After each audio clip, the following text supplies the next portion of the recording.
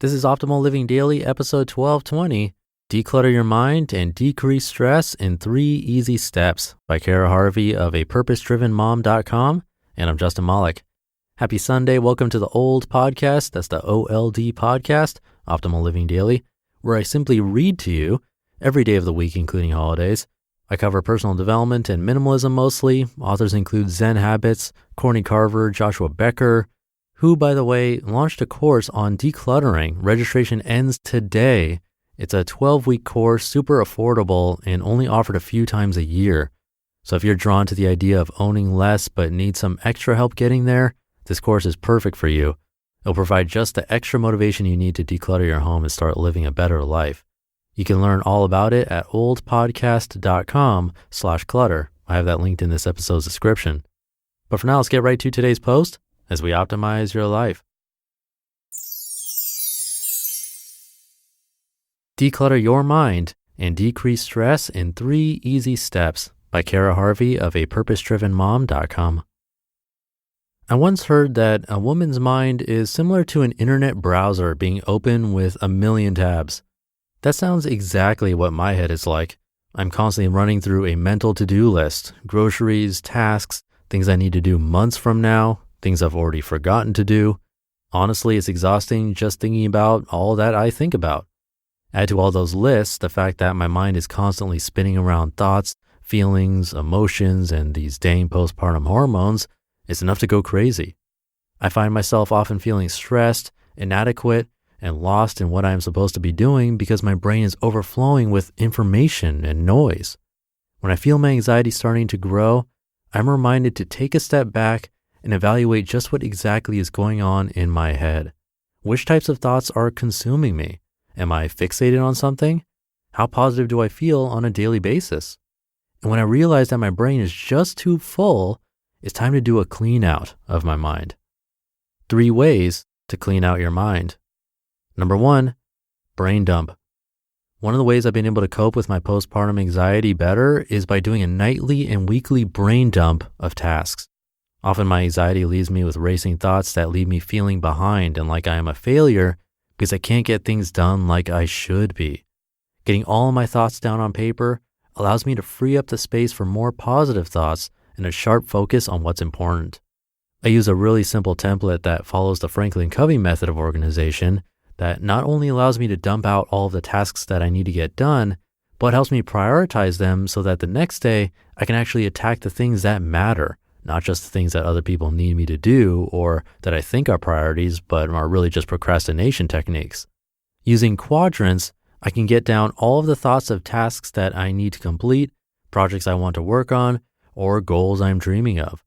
Quadrant 1 contains all the things that are important and urgent to complete.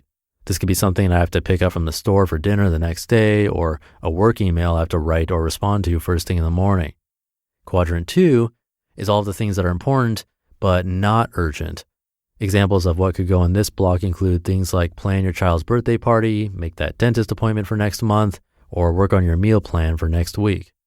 Quadrant 3 includes things that are not important but urgent.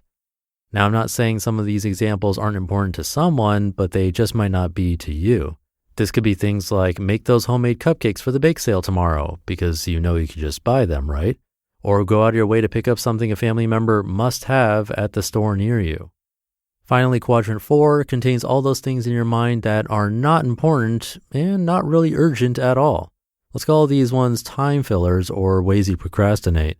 This could be the fact that you want to rewatch all of Grey's Anatomy before the new season starts, or rearranging your closet.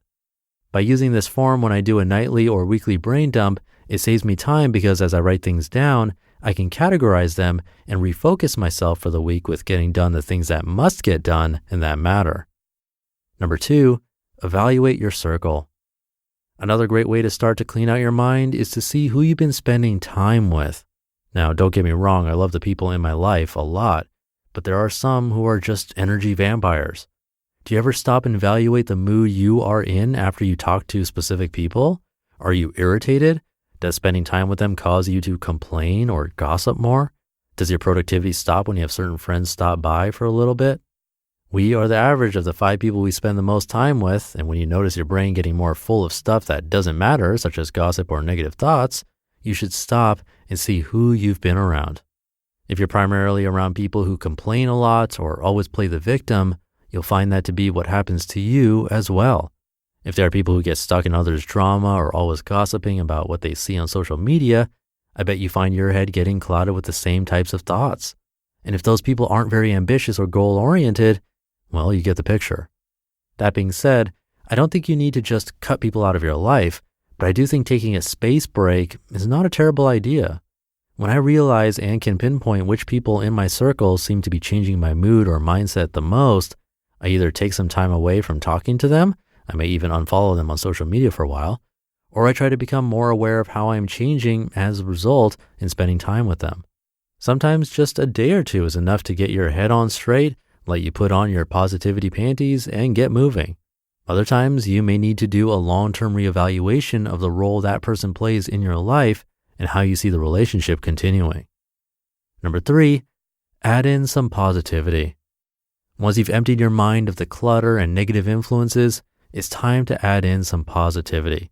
I firmly believe that your thoughts become your belief system, and when you're able to put in as much positivity as possible into your brain, all those negative thoughts don't stand a fighting chance. I am a huge believer in getting in at least 10 minutes a day of personal growth or development. This can be reading a book, listening to a podcast, or hearing someone read an audiobook. You can pick and choose what types of things you want to hear and need at the moment and dive in. Another great way to add more positivity into your mind is to add in some positive affirmations. I've been doing this for a few months now, and it really has done wonders to change my mindset. I read one a day and repeat as needed. I have affirmations now in my planner, on my fridge, and as a lock screen on my phone. Anytime your brain needs a break, you feel overwhelmed and the stress of the day-to-day is cluttering your thoughts, I highly recommend taking a deep breath, putting on some music to help you relax, and taking some time to clear your mind and prime it for positivity. It's worth it to take the time to slow down to speed up and take care of you. You just listened to the post titled Declutter Your Mind and Decrease Stress in 3 Easy Steps by Cara Harvey of apurposedrivenmom.com. I'm a huge fan of the brain dump. I learned a technique in sociology class in college where you don't stop writing. You're not allowed to stop. You just keep going, even if you can't think of anything else to say. And maybe that's really the best time to stop. And no one else should read it. You can even throw it away after because it shouldn't be very valuable content. But it helps you release all that junk in your head. I find it helps a lot. And don't type it, you have to write it. The only rule is to not stop, even if you have to write, I can't think of what to say, like 3 times, then so be it. But try that out. It's a great way to mind dump. Also, she has the quadrants in her post. You can save that and print it out. The link to her article is in this episode's description. And while you're checking that out, there's also a link to Joshua Becker's course on decluttering, which closes after today. It's only open a few times a year. You receive a video every week from Joshua personally. You get exclusive interviews, a highly engaged community, live webinars, a lot. He should be charging a lot for this, but he's not, because this is Joshua Becker we're talking about, a super giving guy. I've had the pleasure of meeting him a couple of times, just a genuinely nice person. And he's giving back half of the proceeds from the course that come from us. So if you end up buying, that's helping to keep this podcast going too. So check it out, learn more at oldpodcast.com/clutter. I have that linked in this episode's description also. But I'll leave it there for today. Have a great rest of your weekend if you're listening in real time. I'll see you tomorrow for Minimalist Monday, where your optimal life awaits.